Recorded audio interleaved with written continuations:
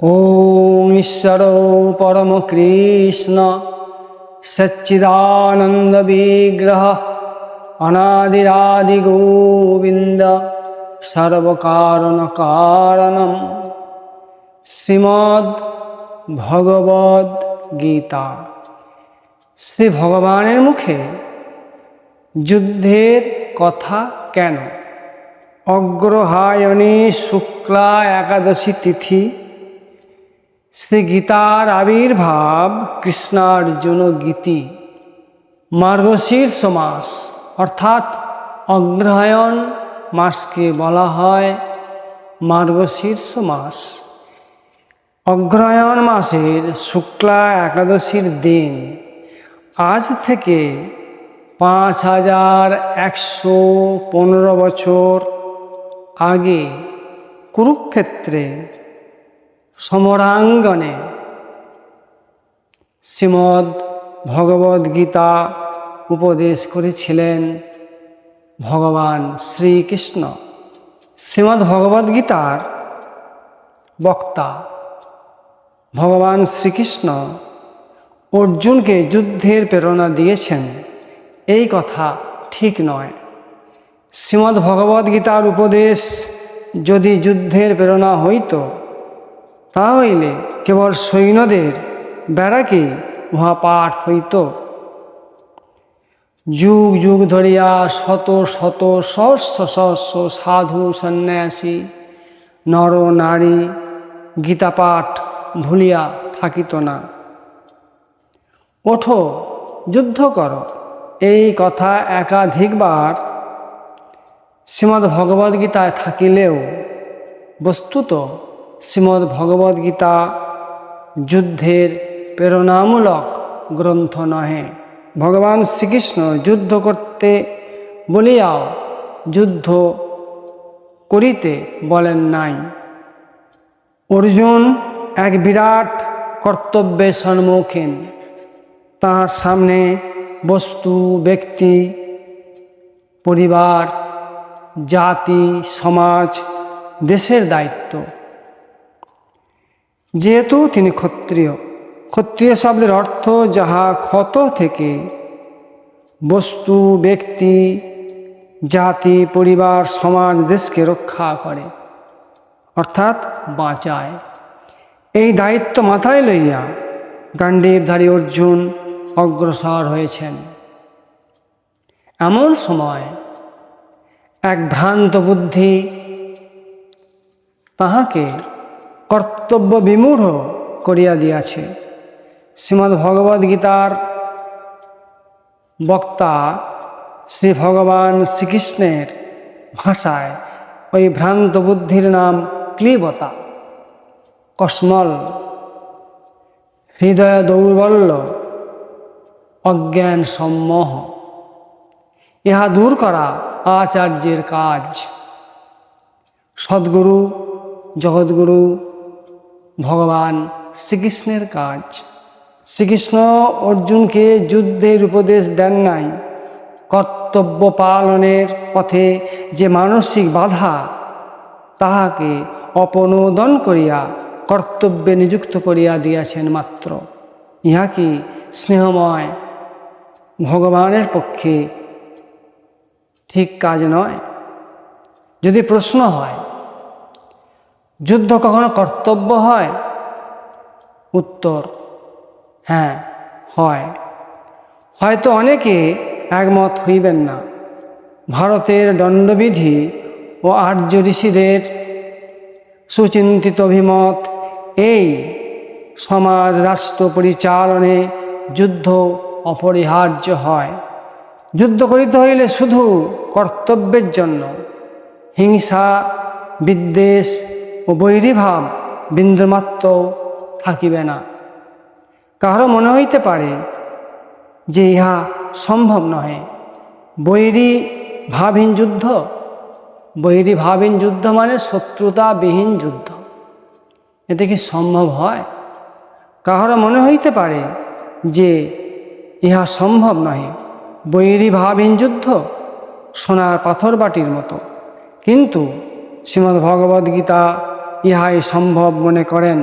শ্রীমদ্ ভগবদ্গীতায় 2য় অধ্যায়ে 37 নম্বর মন্ত্রে শ্রী ভগবান বললেন, হতো বা প্রাপস্যসি স্বর্গং জিত্যা বা ভক্ষসে মহিম তস্মাদুত্তিষ্ঠ কন্তেয় যুদ্ধায় কৃতনিশ্চয়ঃ। শ্রী ভগবান বললেন, যদি তুমি যুদ্ধে নিহত হও তাহলে স্বর্গলাভ হবে, আর যদি জয়লাভ করো তাহলে পৃথিবীর রাজত্ব ভোগ করবে। তাই হে অর্জুন, তুমি যুদ্ধের জন্য দৃঢ় নিশ্চয় হয়ে দণ্ডায়মান হও, যুদ্ধের জন্য প্রস্তুত হও। 11 অধ্যায়ে অর্জুনকে ভগবান যুদ্ধের কথা বলিয়াছেন, আবার নিবৈরহ হইতেও বলিয়াছেন।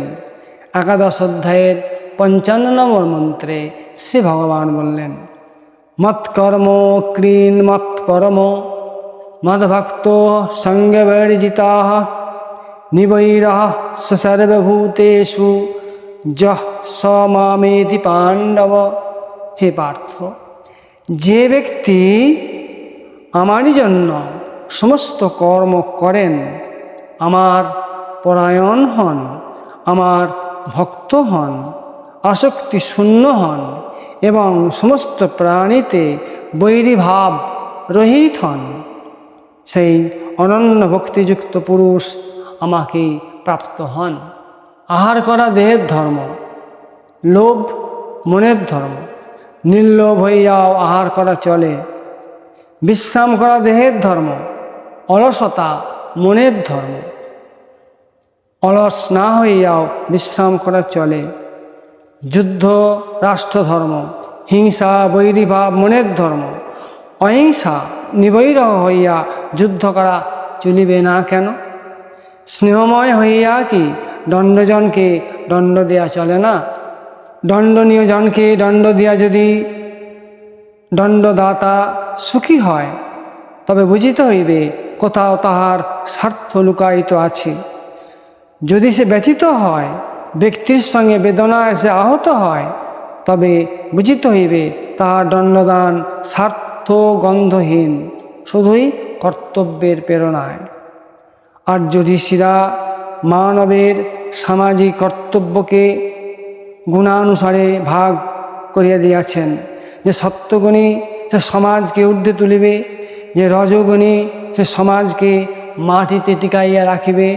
সত্যগুণী দেবে আত্মার খাদ্য, রজগুণী দেবে দেহের খাদ্য।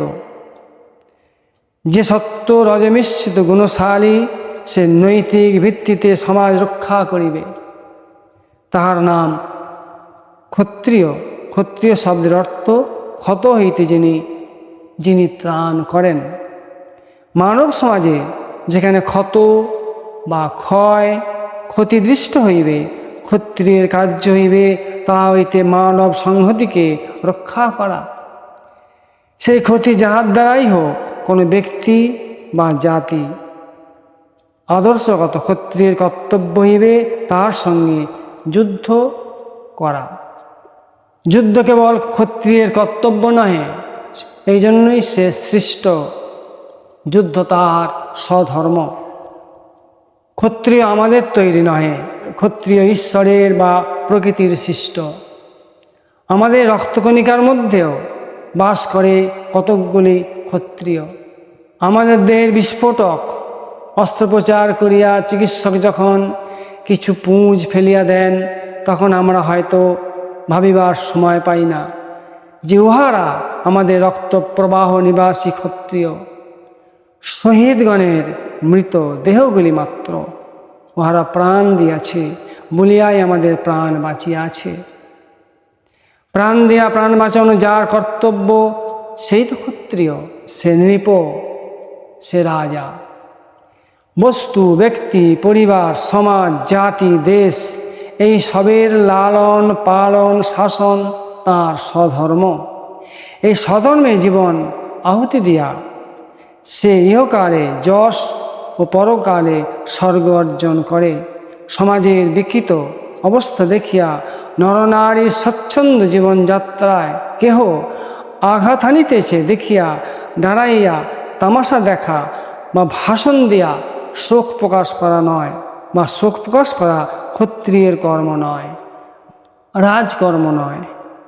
রাজশক্তির একমাত্র লক্ষ্য ও ধর্ম তখন নীতিগতভাবে চূড়ান্ত আঘাত হানা।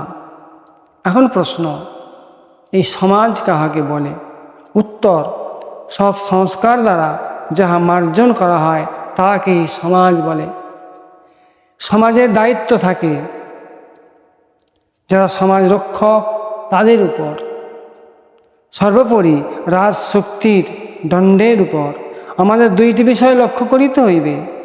এক, যুদ্ধ করার উদ্দেশ্য নরনারীর পালন, পীড়ন বা শোষণ নয়।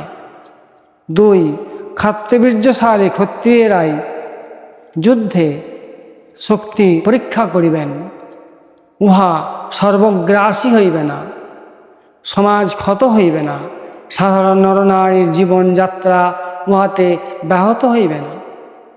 যদি প্রশ্ন হয় এখনকার দিনে ঐরূপ যুদ্ধ সম্ভব নয়, উত্তর, আমাদের ভাবতে হবে এখনকার দিনের যুদ্ধ যুদ্ধই নয়, বিরাট দস্যুতা, যার উদ্দেশ্য শুধুমাত্র ধনলোভ ও রাজ্য বিস্তার। এই দস্যুতা চিরকালই পাপ। ব্যাপক দস্যুতাকে সকল সভ্য সমাজেরই কর্তব্য মহাপাপ বলিয়া ঘৃণা করা, যা নৈতিক মানবতা বিরোধী। যুদ্ধ করা রাজশক্তির চিরকালই কর্তব্য। এইরূপ যুদ্ধ যাতে না বাধে সেই জন্য যাহারা বস্তু, ব্যক্তি, পরিবার, সমাজ, জাতি, দেশ রক্ষক সজ্জন, তাহারা পূর্বাহ্নে যথাশক্তি চেষ্টা করিবেন। শেষ পর্যন্ত উহা অপরিহার্য হইলে কর্তব্যরূপে গ্রহণ করিতে ভীত হইবেন না। কাপুরুষের মতো পলায়নপর হইবেন না। ধর্মজ্ঞ নীতিজ্ঞের মতো পবিত্র কর্তব্যের সম্মুখীন হইবেন। শ্রীমদ্ ভগবদ্ গীতার বক্তা ভগবান শ্রীকৃষ্ণ কখনো এই মহাযুদ্ধের পক্ষপাতী ছিলেন না। এই বিশ্বযুদ্ধের জন্য তৎকালীন ঘটনা পরম্পরা দায়ী, শ্রীকৃষ্ণ নহেন।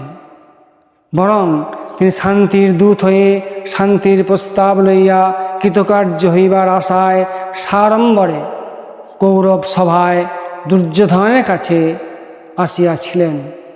যুদ্ধে প্রবৃত্ত না হইবার জন্য শ্রীকৃষ্ণ বহু উপদেশ দিয়েছিলেন, কিন্তু শান্তিদূতের মহাবাণী দুর্যোধনের বধিরকরণে প্রবেশ করে নাই। বরং সে শান্তির দূতকে বন্দী করিবার জন্য ষড়যন্ত্র করিয়াছিলেন। শান্তির দূত শ্রীকৃষ্ণ তাহা বুঝিতে পারিয়া কৌশলে সভাস্থল ত্যাগ করিয়াছিলেন। এই বিশ্বযুদ্ধ যখন অপরিহার্য হইয়া উঠিল, তখন শ্রীকৃষ্ণ ভাবিলেন নিরপেক্ষ থাকিবেন, কোনো পক্ষেই যোগ দিবেন না। পরে গভীরভাবে চিন্তা করে দেখলেন নিরপেক্ষ থাকা সম্ভব নয়। বাহিরে নিরপেক্ষতা দেখাইলেও মন এক পক্ষের জয় কামনা করিতেই থাকিবে, ইহা এক প্রকার মিথ্যাচার। অন্তর বাহিরে নিরপেক্ষতা যখন সম্ভব নয়, তখন উভয় পক্ষে সমভাবে থাকিবেন। এক পক্ষে দিলেন তাঁর বিপুল নারায়ণী সেনা, অপর পক্ষে দিলেন নিজের বুদ্ধি সারথ্য। রথ চালাইবেন, ঘোড়া চালাইবেন, অর্জুনের বুদ্ধি চালাইবেন, নিজের হাতে অস্ত্র কখনো চালাইবেন না। অর্জুন যখন নারায়ণী সেনার সঙ্গে যুদ্ধ করেন, তখনও তিনি নিজে সারথ্য করিয়াছেন। এইরূপ উভয় পক্ষে সমভাব রক্ষা মানব ইতিহাসে আর কোনো ব্যক্তি করিয়াছেন এইরূপ দৃষ্টান্ত কেউ দিতে পারিবেন বলিয়া মনে হয় না। শান্তিময়, মঙ্গলময়, করুণাময়, দয়াময়, প্রেমময় ভগবান শ্রীকৃষ্ণ কর্তব্য বিমূঢ় ভক্তকে কর্তব্যে উদ্বুদ্ধ করিয়াছেন। সমগ্র ভগবদ্গীতা ভাবিয়া ইহাই দেখিতে পাইবেন, ইহাতে অশোভনতা কোথায়। বরং সংসার কর্মক্ষেত্রে কর্তব্যপরায়ণ মুখ জীবের প্রতি ইহাই চরম শোভনোপদেশ। এই জন্যই এই বিশাল কর্মক্ষেত্রে যে যেখানে কর্তব্যের ভূমিকায় দুর্বল, বিভ্রান্ত, বিমূঢ় হইয়া পড়ে, তখনই শ্রীমদ্ ভগবদ্ গীতার উপদেশ তাহার পক্ষে সঞ্জীবনী সুধার কার্য করে। দিশেহারা মানবকে পথের সন্ধান দিতে শ্রীমদ্ ভগবদ্ গীতার মতো গ্রন্থ আর নাই।